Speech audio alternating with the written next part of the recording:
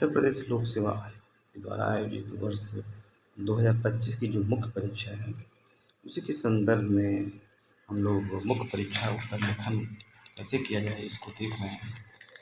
इसमें हम पुराने प्रश्न पत्रों को लेकर के कुछ परिचर्चा कर रहे हैं कि प्रश्न जो संघ लोक सेवा आयोग में पुराने प्रश्न हैं और वर्ष 2018 से जब से उत्तर प्रदेश लोक सेवा आयोग में वर्णनात्मक व्याख्यात्मक लेखन उत्तर की परंपरा आरंभ हुई, तब से लेकर के पाठ्यक्रम चेंज हुआ। वर्ष 2018 से अब तक के पुराने प्रश्न पत्र जो आए हैं, इसमें 8 अंक के और 12 अंक के आपको प्रश्न मिलते हैं। 10 प्रश्न आपको 8 अंक का रहेगा और 10 प्रश्न आपको 12 अंक का रहेगा। इस प्रकार टोटल 200 मार्क्स का एक प्रश्न पत्र तैयार होता है। यही आपके सामान्य अध्ययन के 2 विशेष प्रश्न पत्र हैं उत्तर प्रदेश विशेष, उसमें भी इसी तरीके के आपको प्रश्नों का विभाजन देखने को मिलेगा। प्रश्न यहाँ पर ये है कि हम उत्तर प्रदेश लोक सेवा आयोग में सभी प्रश्नों को कैसे परीक्षा हाल में करें, इसके लिए हमारी रणनीति क्या हो। तो मुख्य परीक्षा की रणनीति सबसे इम्पोर्टेंट ये है कि आपको हर टॉपिक पर कुछ ना कुछ पॉइंट आना चाहिए। जैसे एक प्रश्न ये है, लॉर्ड माउंटबेटन योजना क्या थी? योजना के प्रति गांधी और आज़ाद की प्रतिक्रिया की विवेचना करें।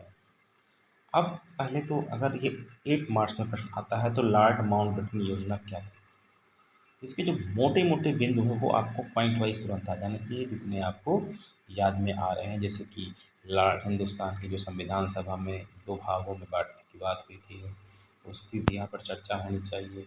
कहाँ कहाँ रेफरेंडम की बात हुई थी और भारतीय संघ और पाकिस्तान के, ये इस तरीके से लॉर्ड माउंटबेटन योजना कब लागू की गई, क्या है, ये पूरा एक नट्स में पता होना चाहिए। इस तरीके से सीधी जो है क्रिप्स मिशन क्या था, बेबल प्लान क्या था, सीधे सीधे प्रश्न आ सकते हैं। अब गांधी एवं आज़ाद की क्या प्रतिक्रिया इसकी हुई, इसमें ये विशेष चीज़ जुड़ गया है।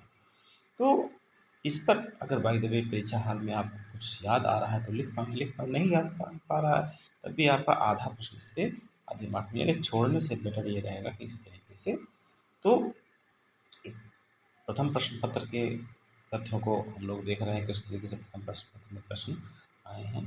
तो ये आपका दूसरा प्रश्न एक यहाँ पर और है कि भारत की विदेश नीति की आधारशिला के रूप में गुटनिरपेक्षता के सिद्धांत को अपनाने के क्या क्या न्याय संगत, जवाहरलाल नेहरू ने जो बनाया वो क्या समय न्याय संगत था। नाम का जो गठन हुआ नॉन अलाइन मूवमेंट, तो क्या था नॉन अलाइन मूवमेंट? तो जब देश आज़ाद हो रहा था तो वर्ल्ड 2 ग्रुप में बटा हुआ था, एक में पूंजीवादी लोग थे और दूसरे में साम्यवादी लोग थे। अब भारत की चूँकि विचारधारा अलग थी तो भारत ने कहा हम इसमें तटस्थ रहेंगे।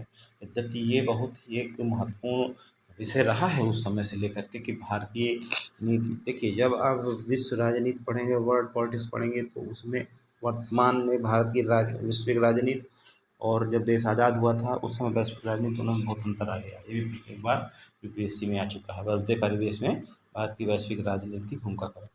तो इस तरीके के प्रश्न आपको नज़र रखने होंगे। भारत के अगल बगल क्या हो रहा है, पड़ोसी देशों में क्या हो रहा है, क्यों हो रहा है।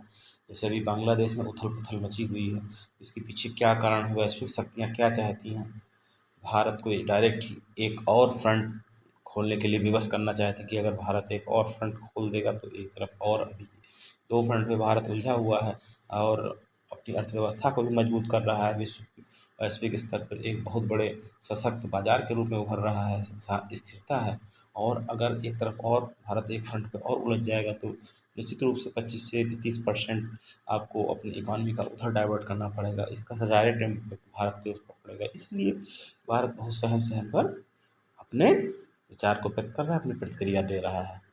मूक दर्शक नहीं है, आंतरिक रूप से बहुत बड़े उसकी तैयारी है, लेकिन वैश्विक रूप से अपने आप को, तो इस तरीके से जब आप पढ़ेंगे तो आपको बड़ा इंटरेस्टिंग लगेगा। और चारों तरफ आपके, देखिए एक यूपीएससी के स्टूडेंट की सबसे बड़ी खासियत ये होनी चाहिए कि वो समसामयिक से टोटल अवेयर है और अपने प्रश्न को, अगर वो समसामयिक का है तो उसको बनाने का प्रयास करें। स्वदेशी आंदोलन, असहयोग आंदोलन, ये सब छोटे छोटे पॉइंट पे रेडी होना चाहिए। इस तरीके से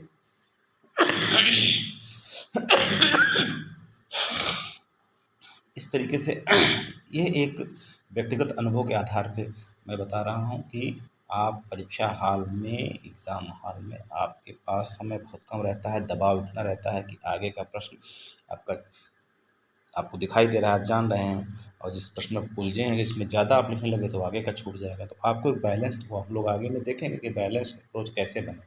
अब इसको मैं यहीं पर विराम देता हूँ। ये 4-5 बिंदु ऐसे हैं जहाँ पे सीधे प्रश्न आते हैं। इसको हम लोग आगे वीडियो में छोटे-छोटे 5-5 मिनट के जो छोटे-छोटे वीडियो में सारे टॉपिक को हम बना के प्रस्तुत करने का प्रयास करेंगे। इसको यहीं पर विराम देते हैं।